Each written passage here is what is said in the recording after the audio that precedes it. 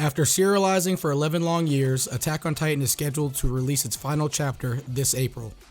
And considering how unexpected the last 2 chapters were, we can only imagine what this final chapter could be like. There are still so many things that could happen. Some fans also believe that Eren isn't dead yet, and then there is the notion that Isayama made it crystal clear. The end is going to be tragic. The world of Attack on Titan is that of a tragedy and hate. Just because a handful of people work together toward a single goal doesn't mean things will change. Even though Eren is supposed to be dead, things may still stay the same. Will Ymir stop now that both Zeke and Eren are dead and there's no one left to give her any orders? What will happen to the Centipede? There's a lot to consider about this final chapter. Well then, let's talk about it all. The 138th chapter tilted the story in a different direction. A lot of us believe that Eren is still inside Paradise, and he was just waiting for Historia's baby to inherit the Beast Titan after Zeke's death. But obviously that wasn't the case. Even in this chapter, nothing about Historia giving birth was shown, and Eren wasn't at Paradise either. He was still present in the Founding Titan when Armin exploded. Then, there's the unusual state of trance which Mikasa entered, almost subconsciously. There she meets Eren, but this Eren was an Eren from a different reality. Their conversation continues, and the longer it goes on, the weirder it gets. Until finally, Eren's face starts resembling the face of the current Eren who had Titan marks all around his face. Thinking about it, it looks like the Eren from the current reality was also conscious in the body of the Eren from the other reality, and apparently Mikasa realized that. Later, Mikasa breaks into the Titan's mouth and rids Eren of his neck.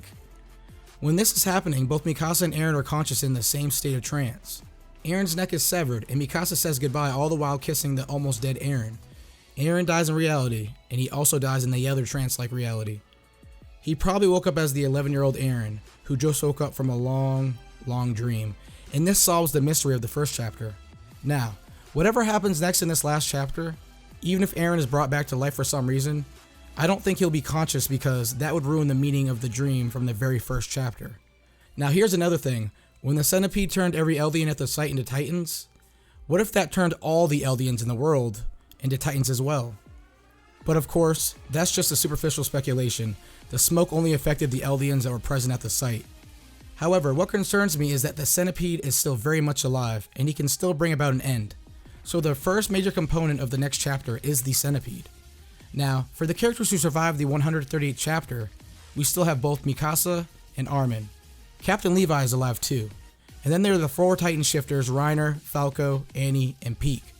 It's unclear if the Marleyans who were present at the site are still alive or not, but some of them will probably still be alive in the next chapter so that they can witness the death of the devil firsthand.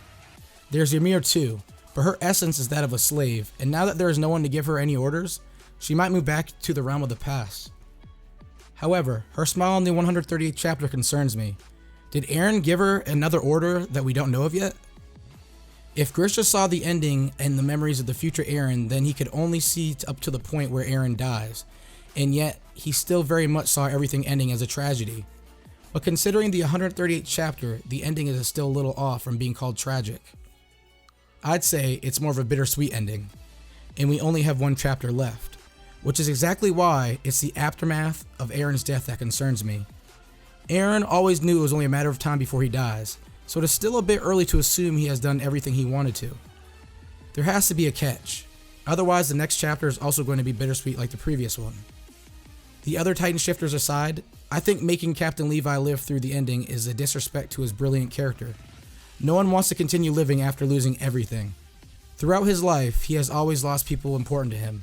Ferlin, Isabel, the Levi squad, Erwin, Hanji, and all the other countless soldiers who died gruesome deaths. And yet, he has managed to stay sane even after all of this. Captain Levi doesn't seek to live, and unlike Reiner, he has no reason to escape living either. He is stuck in an extremely sad state, and the best thing for him is to die a death he deserves. Even when Zeke turned all the soldiers into Titans to counter Levi, or when the Centipede let the smoke out, Captain Levi suppressed his emotions and did what had to be done. I, for one, want Captain Levi to meet an end befitting of a character like him. Then there is Reiner. Well, I think death is the best medicine for this guy too, so if Isayama lets him live, that'll be more of a tragedy. As for the Flying Titan Falco, I still wonder why Isayama deliberately asked Mappa to add in the scene about Falco's dream in the first episode of the 4th season. Is it just because he was going to become a Flying Titan?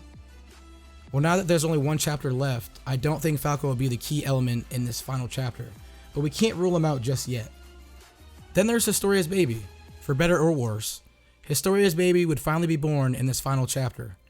For the past 3 years, we have speculated what the final panel could mean. There's an adult hugging a baby and telling them that they're free. I've always thought it would be Eren telling Ymir that she is now free from the Curse of Titans, but that might not be the case here. Looking at the hairstyle, it could also be the farmer, but of course, that is highly unlikely. It wouldn't be a random adult telling a kid that they are free, because if Isayama decided this to be the final panel all those years ago, there must be an insane amount of symbolism in this panel. Another way to look at it is how everything has been built up for this panel. As a newborn Eldian baby of royal blood who may also inherit both Zeke's and Eren's Titans, the baby will have strength second only to that of Ymir. However, considering that the baby would be of royal blood, he or she won't be able to defy the vow of King Karl Fritz. So in a sense, things may still stay the same, and the aftermath of the Great Titan War may repeat. But that isn't it either, because in this last panel, the adult who is holding the baby is telling them that they're free. This may sound a little far-fetched of an idea, but what if Eren still exists in the past, just because there is no life or death in the past? He may stop Ymir from letting the baby inherit the Titans in the realm of past because we already know it's Ymir who circulates the power of Titans. Suddenly, there won't be a founding Titan, and there won't be any reason for the other Titan shifters to exist either. Titans may very well cease to exist, and everything may go back to where it all started, to the Centipede. For now, there are still more people outside Paradise than there are people within Paradise because the rumbling stopped, and there are no more walls to protect the island dwellers either. There is no way the world can come to terms with the rest of the Eldians after what Eren has done. So unless the Centipede keeps going, it'll be the world that does another genocide, and the victims will be the Eldians once again. There is still so much that could happen, so it's hard to imagine we only have 45 pages worth of Attack on Titan left. 1 month till we find out the ending of the series we have all been following these years. So there you have it, guys. These are my thoughts on the final chapter of Attack on Titan. I'll definitely make a follow-up video after the leaks are out, and then another one when the actual chapter comes out. So if you guys are interested, don't forget to press the notification bell. Now I know you guys have a lot to say about all this, so feel free to comment down in this comment section. Also make sure you like the video and subscribe to the channel if you haven't already. It's always appreciated. Well then, as always, I'm the Bearded Saiyan. Thanks for watching. I'll see you in the next Attack on Titan video.